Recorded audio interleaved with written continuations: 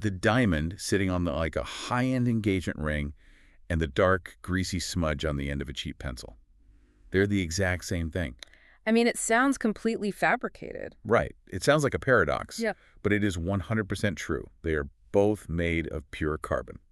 And, if you watch any science fiction at all, you've definitely heard some scientists push their glasses up and declare an alien to be a carbon-based life form. Oh, yeah, the classic trope. Exactly. We hear constantly that humans, trees, the mosquito buzzing around your ear, they're all carbon-based.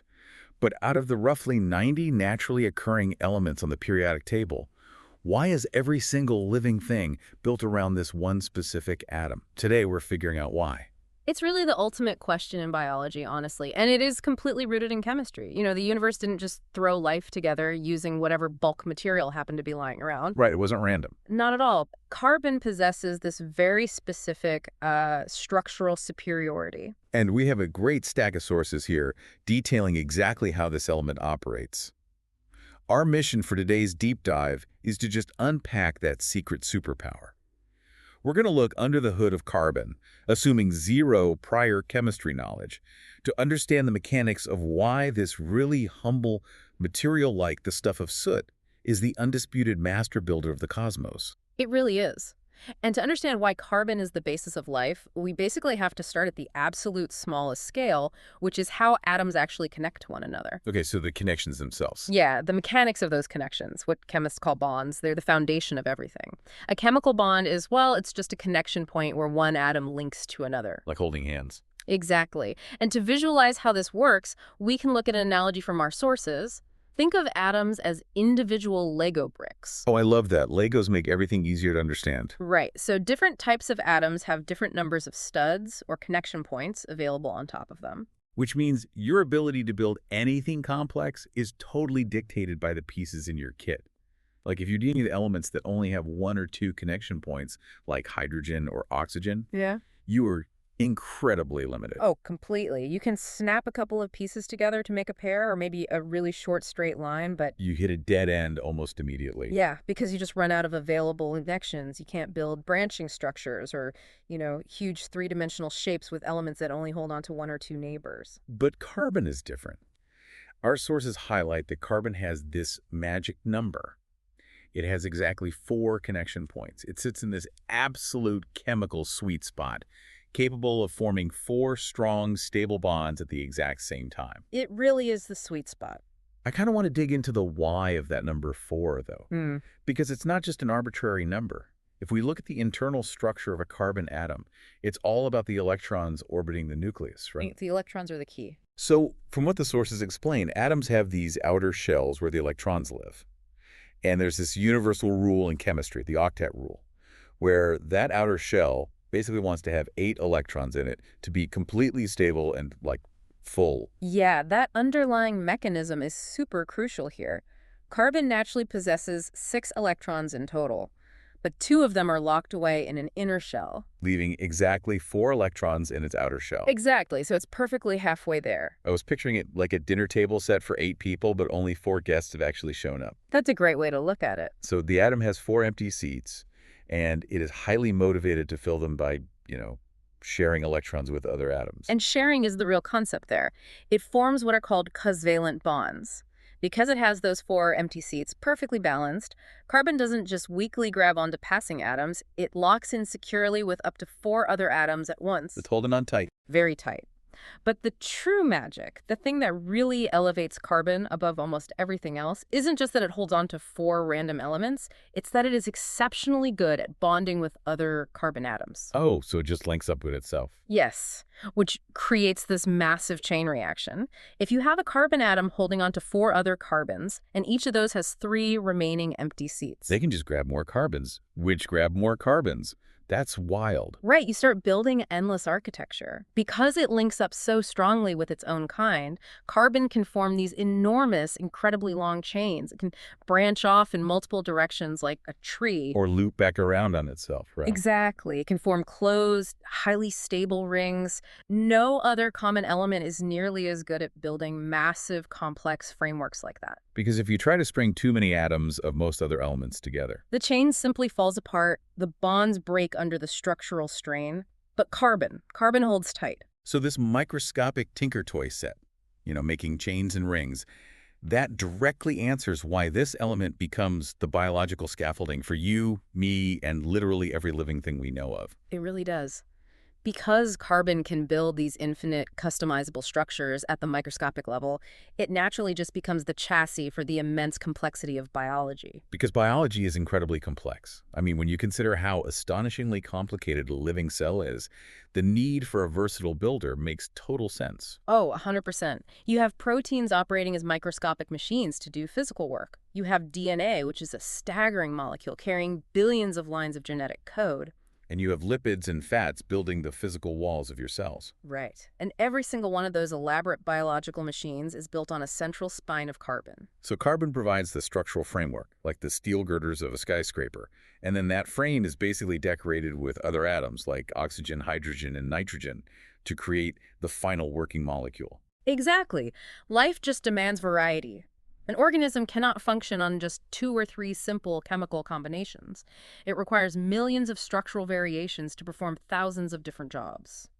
And carbon offers the ability to make endless shapes. Endless shapes, combined with the extreme stability to keep those shapes from degrading. Okay, but let me push back on this assumption of biological dominance for a second. Because science fiction authors, and even some astronomers, often suggest we're maybe suffering from a lack of imagination. I know where this is going. You know what I mean? When scientists scan exoplanets for carbon chemistry, the critique is that we're being, chemically arrogant, assuming aliens have to look like us. Yeah. I always hear about the possibility of silicon-based life. Right, silicon always comes up. Because silicon is right beneath carbon on the periodic table, right? It also has 4 empty seats at its inner table. So why couldn't life out there be built out of silicon? It's a super common question, and the sources actually address this directly. It all comes down to the physics of the atom itself. While silicon does have 4 available connection points, it's a much larger atom than carbon. Okay, so it's physically bigger. Right. Its outer electrons are significantly further away from the nucleus, and because of that physical distance, the bonds silicon forms with itself are much, much weaker. Oh, so the grip just isn't as tight. It's remarkably loose by comparison. If you try to build a long chain of silicon atoms, the moment you introduce it to water or heat or even just slightly energetic environments, It just snaps. it snaps. The bonds are way too weak to maintain complex architecture in the chaotic environment of a living cell. Wow, okay, so it just falls apart. Yeah. And furthermore, think about breathing. When carbon bonds with oxygen, it forms carbon dioxide, a gas that easily floats away and cycles through the environment. Right, which we exhale all the time. Exactly. But when silicon bonds with oxygen, it forms a solid lattice. It forms sand. Wait, solid sand. Yes, and you cannot easily breathe out solid sand. Okay, yeah, that paints a pretty stark picture. Biology requires something that can create highly complex, highly stable information-carrying molecules that just won't dissolve the second things get warm or wet. Exactly. We know of literally nothing else in the universe that can balance those demands the way carbon does, which is why the search for extraterrestrial life relies so heavily on carbon chemistry. So it isn't narrow-mindedness at all. Yeah. It's just a profound respect for the uncompromising math of molecular bonds. Beautifully put. It's just pure chemistry. Well, that structural stability doesn't just build soft biological tissue, though. The fact that carbon bonds are so incredibly strong allows us to move from the biological scale to the material scale, which brings us right back to that opening paradox. The diamond in the pencil smudge. Yes, we have the diamond, the hardest natural material, brilliant, clear, capable of cutting glass. And then we have graphite, this soft, black, greasy stuff that literally rubs off onto the page when you drag a pencil across paper. Pure carbon, both of them. It really is wild. And it all comes back to architecture. In chemistry, what a material is made of often matters way less than how those atomic pieces are arranged. Okay, let's unpack the architecture of a diamond first, because it perfectly illustrates that magic number 4 we were talking about. Right. So in a diamond, every single carbon atom uses all 4 of its available connections to grab tightly onto 4 neighboring carbon atoms. And they do this in a very specific geometry, right? Yes, they form this 3-dimensional tetrahedral lattice. Just imagine a pyramid-like structure repeating endlessly in every direction. Every single atom is locked into place by 4 of the strongest chemical bonds in nature. So there's absolutely zero wiggle room. None. No flexibility and no structural weakness. And that unbroken three-dimensional grid is entirely what makes a diamond so rigid. You can't compress it, Yeah. and breaking those bonds requires just immense force. Exactly. So if carbon atoms are capable of locking together that strongly, what on earth is happening inside a piece of graphite? Why is pencil lead so fragile? Well, the witness of graphite isn't a failure of the carbon atom. It's a completely different architectural strategy. In graphite, the carbon atoms do not form a three-dimensional grid. Okay. Instead, they organize themselves into flat two-dimensional sheets, basically resembling a honeycomb pattern. And here's where the math gets really interesting. In those flat honeycomb sheets, each carbon atom is only connecting to 3 neighbors. Right. So it's only using 3 of its 4 available bonds. What? What happens to that 4th connection? Does it just sit there? That fourth electron becomes what chemists call delocalized. It doesn't form a rigid bond with a specific neighbor. Instead, it essentially just roams free. Just floating around. Yeah. And because these carbon atoms are forming flat layers, one on top of the other, those roaming electrons end up floating in the space between the sheets. Ah, I see. So within a single flat sheet, the atoms are holding onto each other incredibly tightly. Very tightly. But the forces holding the top sheet to the sheet underneath it are just those free-floating electrons.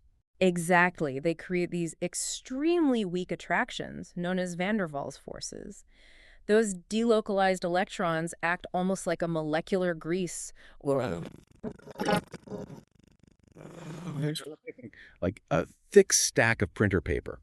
If you grab a single sheet of paper by the ends and pull, it resists tearing. It has high tensile strength. Right? But if you put your hand flat on top of the entire stack and push sideways, the sheets effortlessly slide right off of each other. That is exactly what happens when you write with a pencil. The microscopic sheets of carbon are sliding off the stack. You are physically shearing off layers of graphite and leaving them behind on the paper. That is so cool. And as a quick side note from the sources, those free-roaming electrons between the sheets are also why graphite conducts electricity, while diamond doesn't. Yes, because electricity is just the flow of electrons, and graphite has this entire highway of loose electrons ready to move. Whereas a diamond has every single electron locked down tight. Exactly. It beautifully demonstrates how structure dictates function. And there's actually a technical term the sources introduce for this phenomenon. Allotropes. Yes, allotropes. When you have different structural arrangements of a single element, they're called allotropes of that element. So diamond and graphite are both allotropes of carbon. And the sources mention that scientists are continuing to discover and even synthesize new allotropes today. Like we aren't just limited to rocks and pencils anymore. Oh, not at all. By manipulating the architecture in laboratories, scientists have forced carbon into perfectly hollow microscopic spheres called fullerenes, or buckyballs. Right. They have isolated a single one-atom-thick layer of graphite, creating graphene, which is wildly strong and highly conductive. They've even rolled those sheets into microscopic cylinders called carbon nanotubes. We are essentially just finding new ways to snap the Legos together. Pretty much. But, as we look at how durable these structures are, whether it's the scaffolding of a DNA molecule or the rigid lattice of a diamond, it brings us to a massive planetary implication. Because these bonds are so tight and persistent, carbon doesn't just vanish when an organism dies or a rock weathers. No, it persists through geological time, which forces us to zoom out to the absolute largest scale of our deep dive, the carbon cycle. Yeah, carbon is not static at all. It operates as like a planetary currency, constantly flowing through a global recycling system. To really grasp the sheer scale of the carbon cycle, we have to trace the epic, completely unhurried journey of a single carbon atom. All right, let's do it. Let's start in the air. Right now, there is carbon floating in the atmosphere bonded to oxygen, forming carbon dioxide gas. Right. So a tree outside your window takes in that carbon dioxide gas. Through the process of photosynthesis, it uses energy from the sun to physically rip the carbon atom away from the oxygen. Wow. It releases the oxygen back into the air, but it keeps the carbon. See, this is a concept that constantly trips people up. When you look at a massive, towering oak tree, the solid mass of that wood didn't grow out of the soil. Nope. The tree essentially built its solid body by pulling invisible gas out of the air and weaving those carbon atoms into hard biological chains. It's incredible, right? The plant acts as this biological trap for atmospheric carbon, but the journey continues. An animal, a deer, for instance, comes along and eats the leaves or branches of that tree. Okay, so the carbon atom transitions from the plant into the animal. Exactly. The deer's digestive system breaks down the carbon chains and reassembles them to build its own muscle tissue, or, burns them for energy. And when the deer burns that carbon for energy in its cells, the chemical reaction reattaches the carbon to oxygen, and the deer exhales it. Back into the atmosphere as carbon dioxide gas. That's the short-term biological cycle. Yeah. Gas to plant, plant to animal, animal back to gas. But there's a much longer, deeper geological cycle running in the background, too. Oh, absolutely. Because not all carbon gets exhaled. Sometimes the plant or animal dies and gets buried before it can decay. Right, or consider the oceans. Atmospheric carbon dioxide naturally dissolves into seawater. Right, and then marine organisms like oysters or microscopic plankton pull that dissolved carbon out of the water to build their hard calcium carbonate shells. And when those creatures die, their shells just sink to the ocean floor. Over millions of years, layers upon layers of these carbon-rich shells are compressed under the immense weight of the ocean, turning into limestone rock. Which means the White Cliffs of Dover in England are essentially just billions of ancient, crushed, carbon-based skeletons locked into stone. That's exactly what they are. That carbon atom is temporarily removed from circulation, and the same mechanism applies to ancient prehistoric swamps that were buried and compressed over eons, turning into seams of coal or reservoirs of oil. But the Earth is dynamic. Even the carbon-locked deep underground isn't trapped forever. Tectonic plates shift, eventually subducting that limestone deep into the Earth's mantle where it melts. And eventually a volcano erupts, spewing that deeply buried carbon back into the sky as gas. The geological cycle takes millions of years to complete one rotation, compared to the biological cycle, which might take just a few days or years. And of course, human industry plays a massive role in the cycle now. Definitely. By digging up fossilized carbon coal and oil and burning it, we are artificially accelerating the geological release of carbon. We're taking atoms that were sequestered for hundreds of millions of years and venting them back into the atmospheric loop all at once. The interconnectedness of this system is just staggering. Gas to wood, wood to muscle, muscle to shell, shell to rock, rock to magma, magma back to gas. And this cycle reveals a deeply profound reality for you as you listen to this. The carbon atoms that are currently forming your DNA, your proteins, the structure of your cells, they are entirely recycled. Totally recycled. Your body is basically built from salvaged parts. Wow. The carbon atoms inside you have participated in this cycle countless times across the entire 4 billion-year history of life on Earth. I mean, the atom currently sitting in your left hand might have spent 1 million years dissolved in the deep ocean before being incorporated into a prehistoric fern. Which was then eaten by a triceratops. Right, which breathed it out, where it eventually became locked in a vein of limestone until it weathered away, floated into a modern crop of wheat, and ended up in the toast you ate for breakfast. You are simply the current caretaker of those atoms. They are on loan to you, held together temporarily by those 4 strong bonds, until you eventually return them to the planetary system. It fundamentally changes how you view your place in the ecosystem. You are not separate from the Earth. You are a temporary physical manifestation of its most versatile currency. That's a really beautiful way to phrase it. Well, let's trace the arc of what we've unpacked today.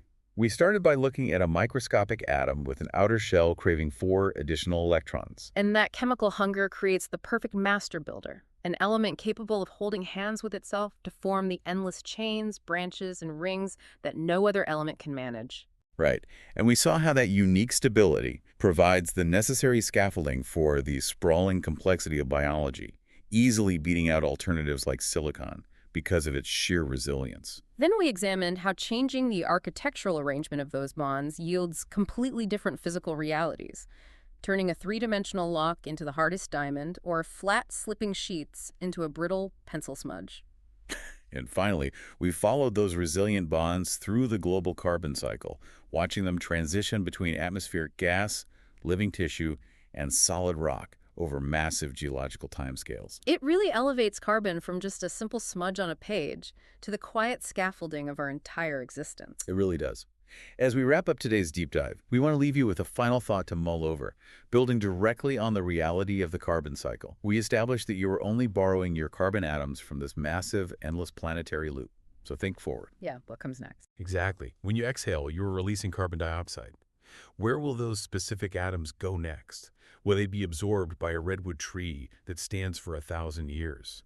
Millions of years from now, long after human civilization is a memory, what future unimaginable life forms or strange deep-sea creatures or towering mountain ranges might be built using the exact same carbon atoms that you're breathing out today. You are an active, physical participant in the deep time of this planet. Your breath today is literally the building block of tomorrow's world. Thanks for diving deep with us.